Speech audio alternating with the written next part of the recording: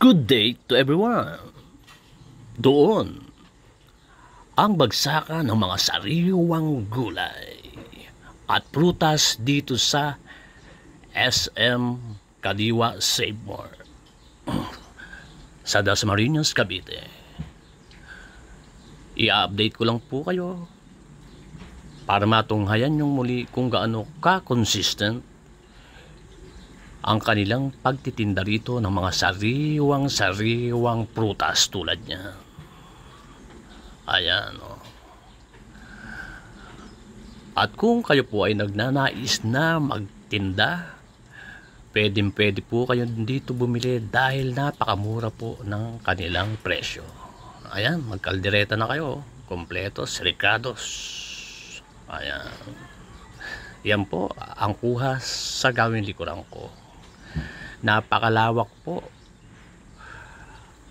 Napakalawak ng lugar na ito at napakalinis sa Dasmariñas, Cavite.